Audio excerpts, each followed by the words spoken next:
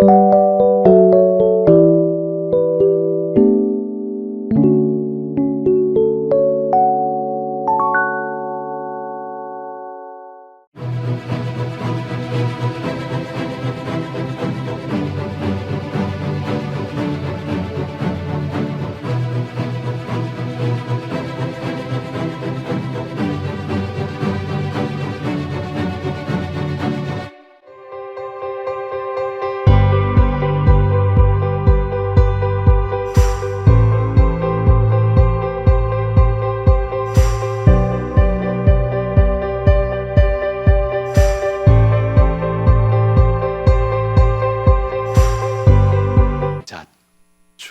후 초기 기독교는 그 반유대주의적인 신학과 실천을 통해서 결국은 독립된 종교 체제로 발전했다는 얘기입니다. 그래서 초기 기독교와 형성기 유대교 사이의 구체적인 관계에 대한 논쟁이 아직 남아있기는 하지만 학자들의 의견은 대체로 이렇게 일치합니다. 먼저 좀 종합을 해보면요, 기원 후 1세기 유대교는 다양했고 획일적이지 않았다.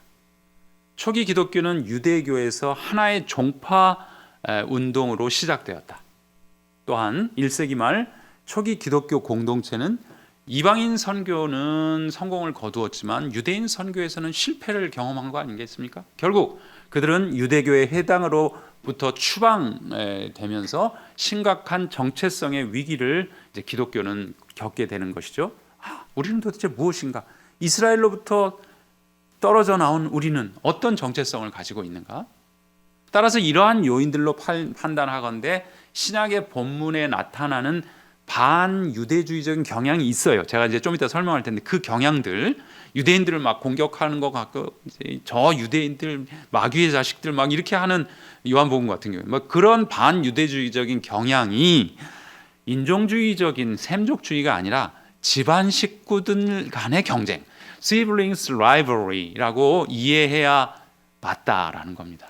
원래 형제 간의 싸움이 더 치열한 거예요. 그렇죠?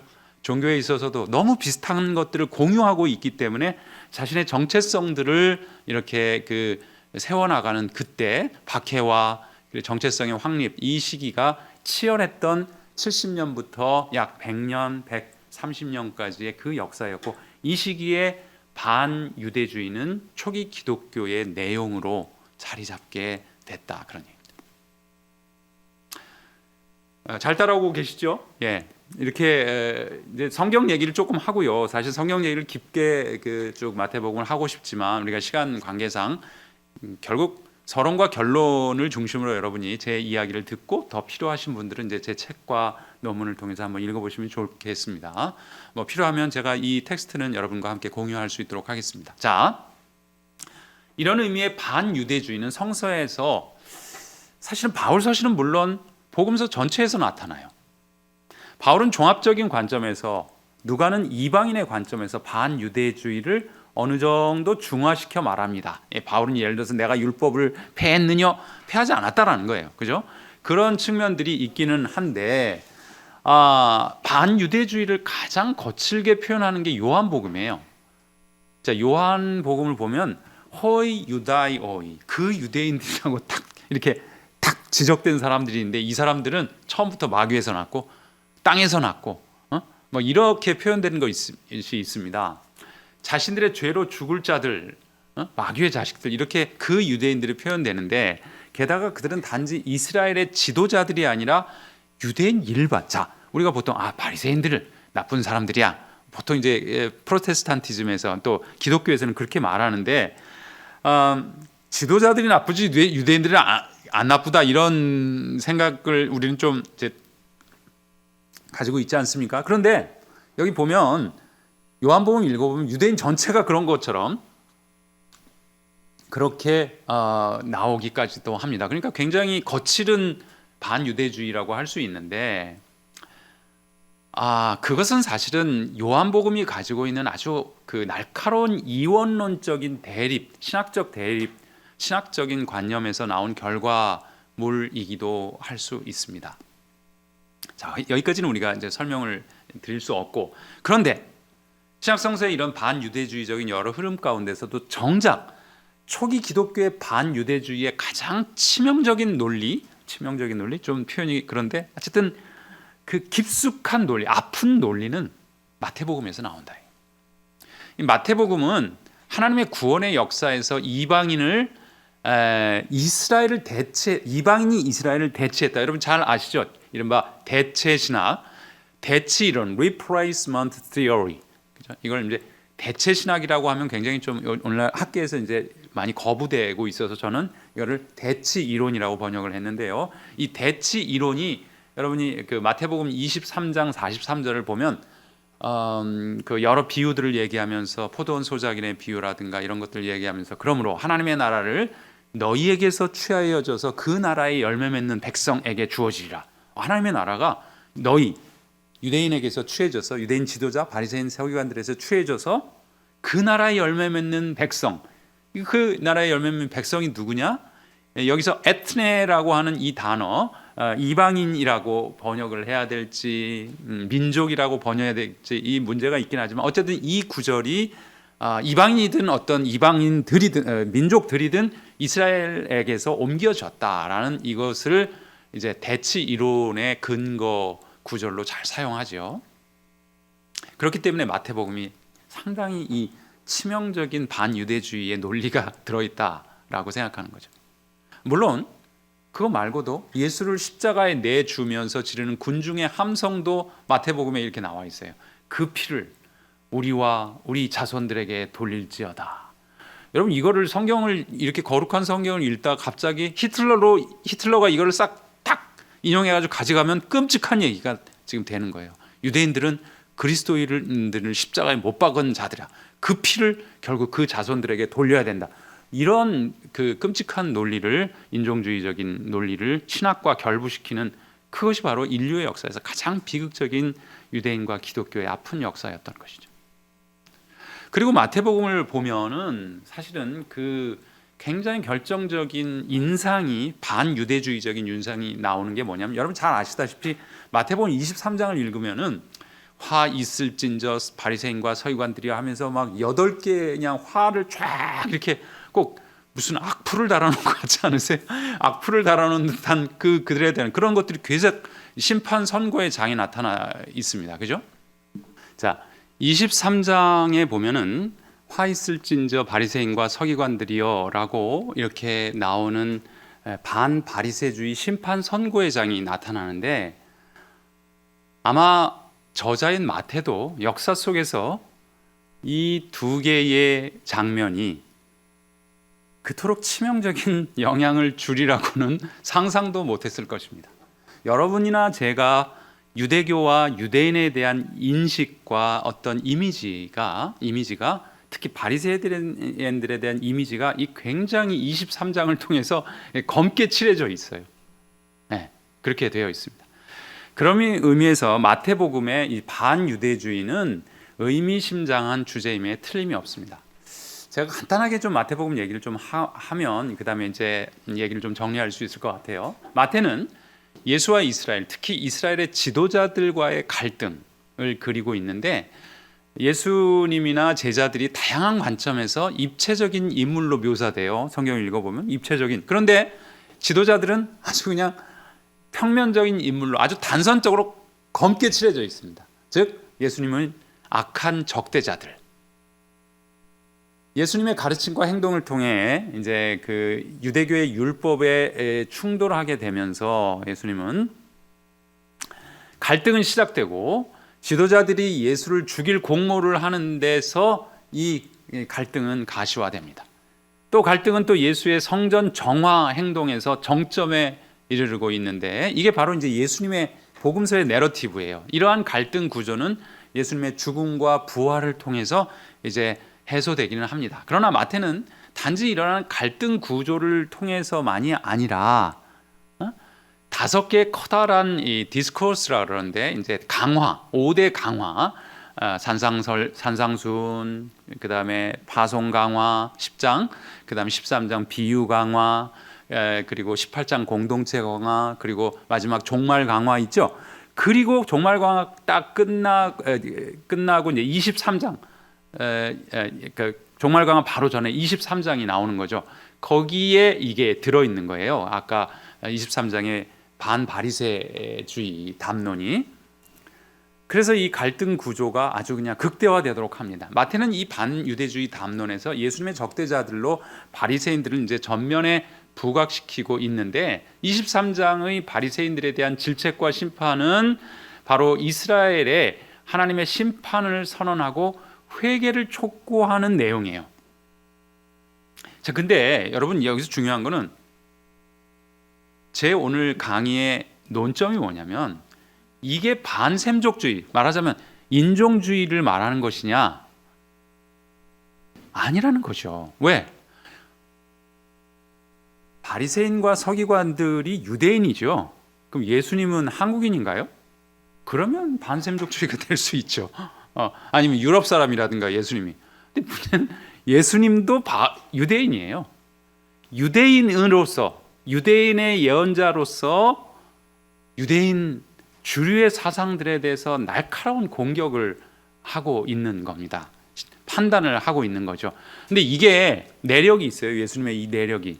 23장을 읽어보면 그 내력이 어디서 나왔냐면 예레미야에서 많이 나옵니다. 여러분, 그래서 이 마지막 예수님이 성전에 들어가면서 우시는 장면이라든가 이런 것은 누구의 눈물 닮았어요? 예레미야의 눈물이거든요. 예루살렘아 예루살렘아 암탉이 새끼를 품으려 한 것처럼 내가 너희를 얼마나 품으려고 했던 그러나 거절했도다. 그 눈물의 어떤 예언자, 그 구약의 예언자를 그리고 구약의 예언자들은 이렇게 다 까칠했어요. 그렇죠. 예언자들은 원래 다 까칠해요. 왜냐하면 왕과 그리고 그 세대에 대해서 심판과 하나님의 날카로운 심판의 메시지만 가지고 가니 그 까칠하지 않겠어요. 예수님도 그러니까 이 은혜로우신 예수님이 왜 이렇게 까칠하실 수밖에 반바리새주의 담론을 그렇게 그슨 거대한 악풀장처럼 23장을 그렇게 장식하고 있느냐? 그런 구약의 그 예언자적 전통이 여기서 지금 나오고 있는 것이죠.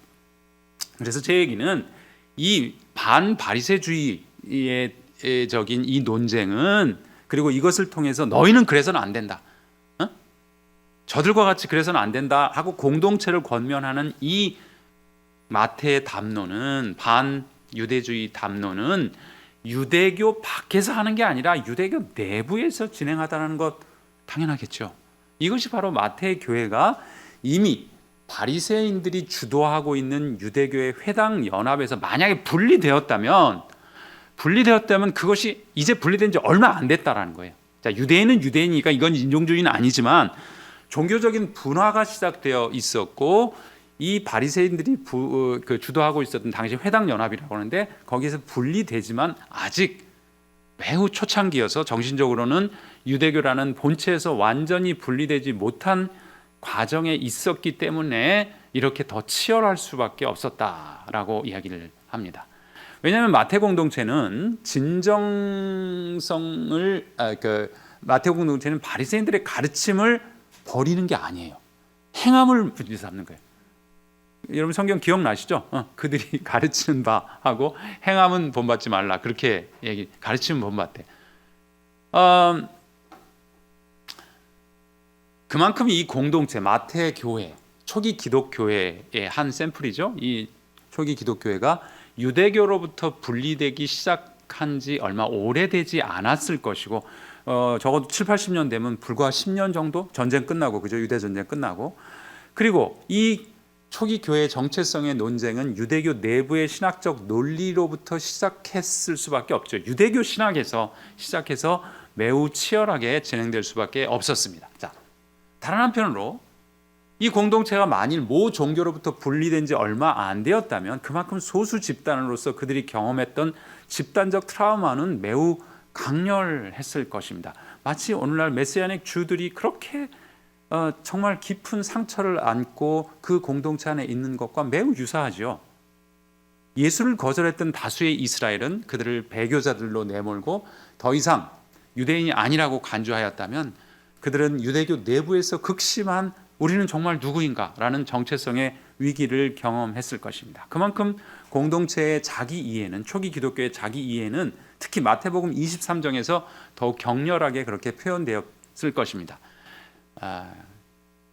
결국 정리해 보면 마태의 반유대주의로서의 반바리새주의 담론은 이스라엘로부터 분리된 한 유대 기독교 공동체의 신학, 그 신학적 자신들의 정체성을 신학적으로 언어적으로 표현한 가장 치열한 담론이 되겠습니다.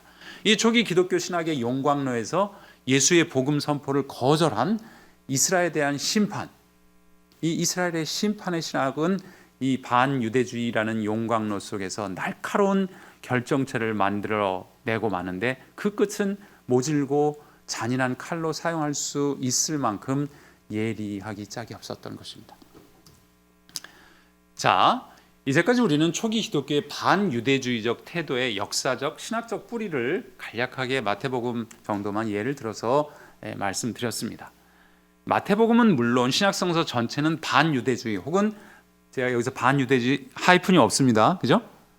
오해하고 있는 반유대주의, 하이픈 없는 반유대주의, 안티세미티즘, 반샘족주의를 증거하는 텍스트로 마태복음이나 그 치명적인 마태복음이나 신약성서를 사용할 수 없다. 이게 제 주장입니다. 왜냐하면 그 용어는 비유대인이 유대인을 대항하는 문화적 적대감을 의미하지만, 그죠?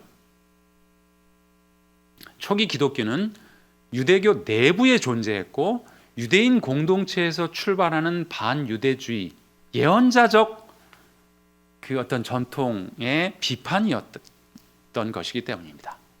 바리새인들에 대한 예수와 초기 기독교의 심각한 논쟁은 그러므로 본질적으로 유대교 내부에서의 어떤 개혁운동의 갈등의 흔적이라고 볼 수 있습니다. 그럼에도 기독교의 역사는 그런 본문들을 반유대주의적, 여기서 하이픈 없는, 즉 반샘족주의적 혹은 반유대교적으로 성경을 읽어 왜곡해왔던 역사가 많습니다. 고대시대 교부들은 기독교의 터전을 놓으면서 복음서의 이야기를 반유대교적인 신학의 본문으로 읽어왔습니다. 교회는 이방인들의 교회가 되었고 반유대교적인 논쟁을 구가하면서 회당과 유대인들을 비난하게 되었습니다. 유대인들이 교회를 박해했고 그리스도를 십자가에 못 박았다고 몰아붙였습니다. 급기야 기독교에서 구약을 없애자 하는 이단 마르시온주의까지 나오게 되었습니다. 정경을 남용했던, 오해하고 남용했던 이 역사는 정경을 부정하기까지 이르게 된 것입니다. 중세 기독교에서 그 중세로 오면서 명실공히 제국의 종교로 자리 잡으면서 유대교와 유대인들에 대한 문화적 적대감은 확대됩니다. 기독교인들은 유대인들이 아니니까요. 그죠? 유대인들을 박해하고 사회 주변부로 내몰았습니다. 유대인들에 대한 악성 루머들이 만들어지기도 했습니다. 이를테면 유대인들은 기독교도들의 피를 마신다든가 뿔과 꼬리가 달린 악마의 화신으로 등장합니다. 자, 사회 경제적으로는 유대인에게 고리대금업자라는 꼬리표가 이제 붙게 됩니다. 결국 16세기 이탈리아와 합스부르크 제국은 유대인의 강제 집단 거주지 게토를 건립하게 됩니다. 제가 이 이야기들은 다른 분의 연구를 이렇게 인용하는데 인용 표시는 밑에 있습니다. 예, 간접 인용하게 된 겁니다. 종교개혁 시대 칼뱅은 유대인에 대한 긍정적인 태도를 취했습니다. 루터도 처음에는 유대인들의 개종 가능성을 열어두고 그들에 대한 우호적인 태도를 취했다. 그래서 그는 유대인이야말로 그리스도의 혈통을 이어받은 자들이며 우리가 오히려 이방이다라고 하며 유대인과 형제적 연대를 처음에는 강조했습니다. 하지만 유대인의 개종의 현실성이 점점 없어지는 것을 목도하고 루터는 태도를 바꿉니다. 사탄을 개종시키는 것보다 유대인을 개종시키는 것이 더 어렵다. 이런 표현들을 했습니다. 근대에 이르러서는 존 로크는 종교적 관용에 대한 사상을 피력하면서 인간은 누구도 자신의 종교로 인해 시민권이 제한될 수 없다고 이제 주장을 했습니다. 계몽주의는 유대인이 추구하는 종교성이란 하나의 국가가 아닌 신앙의 백성이라고 주장하면서 유대인을 수용하는 합리적 근거를 마련하기도 했습니다. 하지만 사상적 분위기는 기독교가 그 유대인의 종교 그 자체보다 우월하다는 식의 반샘족주의적인 경향을 띠는 방향으로 점점 흐르게 됩니다. 마침내 현대에 이르러서 나치는 서구의 문화적 그런 인종적 반샘족주의 그 반샘족주의의 마지막 독버섯이 자라나게 되고 히틀러는 이렇게 표현했습니다. 그리스도가 시작하고 마무리하지 못한 과업을 내가 완성할 것이다. 이제 히틀러는 유대인 문제에 대한 마지막 솔루션으로서 수정의 밤이라고 하는 크리스탈 나흐트의 대학살을 자행하기 시작합니다. 그것이 바로 홀로코스트입니다. 이 엄청난 비극은 인류는 물론 기독교의 자화상에 엄청난 비극과 그리고 심각한 그 오해와 남용을 이제 남겼던 것입니다. 물론 기독교가 그 죄악을 조장한 것은 아니라 하더라도 이 강력한 죄악을 조장한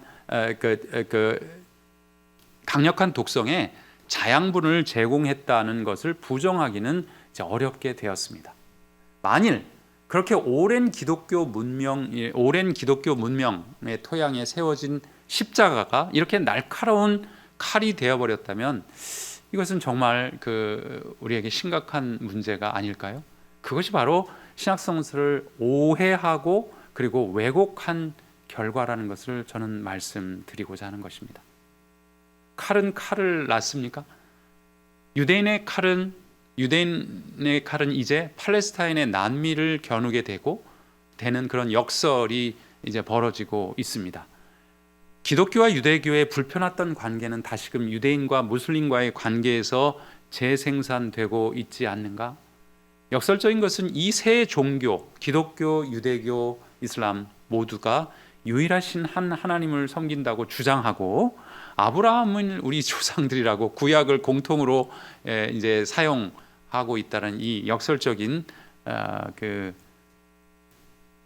내용이 우리에게 있습니다. 세계는 이 세 종교 간의 갈등이 더욱이 냉혹한 정치 현실로 이제 완전히 구축이 되어서 전쟁과 폭력으로 얼룩지고 있습니다. 팔레스타인 하면 거기에는 이 모든 종교적인 갈등과 대리 폭력의 어떤 그 중심이 되고 있는 것처럼 보입니다. 이러한 대립과 갈등의 세계에서 종교적 화해를 일으키는 행동이 가능한가? 한나 아렌트라는 유명한 그 학자를 여러분 아실 것입니다. 그는 이 여자 학자인데요. 종교적 차원의 용서의 행동은 정치 현실에서도 실현될 인간의 행위, 그것과 불가분의 관례를 만든다. 즉 정치적 화해의 행동과 종교적 차원의 행동, 그 용서는 전혀 관계없는 것이 아니라 분명히 관계가 된다라는 이제 유명한 주장들을 그는 하고 있습니다. 이 정치적 화해란 용서의 현실적 구현인데 참 멋진 주장 아니에요? 정치적 화해라는 것은 용서의 현실적 구현인데 그것은 그 첫걸음은 증오와 보복을 단념하면서 시작된다는 겁니다. 마치 예수의 원수 사랑의 요구가 증오와 보복의 단념에서 그 첫발을 떼듯이 그 첫발을 그렇게 보복의 단념, 증오의 단념에서 시작된다는. 그러나 화해는 적대감을 정체성으로 삼는 공동체, 오늘날 얼마나 많습니까? 지금 이런 많은 그 폭탄 테러라든가 이런 그 납치 뭐 이런 저기들은 그런 것을 자신의 정체성으로 삼는 공동체는 화해? 그건 배신입니다. 이그나티예프가 지적한 대로 화해의 길목을 가로막는 가장 커다란 도덕적 장애는 복수에 대한 욕망이다. 복수는 도덕적으로 이해하면 죽은 자와의 신의를 지키려는 욕망이며 그들이 남기고 떠난 대의를 받아들여 그들의 영광을 드높이려는 욕망이다. 이처럼 화해가 어려운 것은 그것이 폭력이라는 강력하기 이를 데 없는 대안적인 도덕성과 경쟁해야 하기 때문이다라고 그 역설적인 상황을 잘 설명했습니다. 강의를 마치면서 저는 이 반유대주의의 그 역사를 또 그리고 현실 우리가 이 종교 간의 갈등을 통해서 우리 한반도에는 그것과는 전혀 다른 것이지만 한반도 역사 속에서도 이념의 대립, 전쟁과 분단, 증오의 악순환이 계속되고 있지 않습니까? 이 악순환의 고리를 끊고 우리는 어떻게 새로운 미래를 만들어 갈 수 있을까를 우리 그리스도인으로서 우리는 유대교와 기독교 또 그리고 현재 이스라엘을 생각하면서 우리는 한번 생각해 봐야 하지 않겠습니까? 그런 차원에서 우리는 유대인들이 저 기나긴 반유대주의, 반샘족주의라는 반하이폰 유대주의를 오용하고 왜곡했던, 그래서 그들이 고난의 역사를 기독교인으로부터 받아야 됐던 그 고난의 역사에서 그들은 고통스러운게 얻은 교훈이 얼마나 많겠습니까? 그 교훈에서 우리는 많은 것을 배워야 할지 모릅니다. 인용을 해보겠습니다. 한 유대인 문필가가 쓴 것입니다. 나는 유대인이다. 유대인이기에 조상들의 눈물과 고통을 뼈저리게 느낀다. 그들의 눈물은 유대인의 기억, 다시 말해 유대인의 정체성에 깊이 새겨 있다.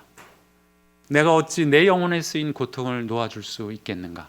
그러나 그렇게 해야 한다. 내 자식들과 아직 태어나지 않은 내 자식들의 미래를 위해 과거의 증오 위에 그들의 미래를 세울 수는 없으며 그들에게 사람들을 덜 사랑하는 방식으로 하나님을 더 사랑하라고 가르칠 수는 없다. 나를 용서해 달라고 하나님께 기도할 때마다 그들을 용서하라는 하나님의 음성을 듣는다.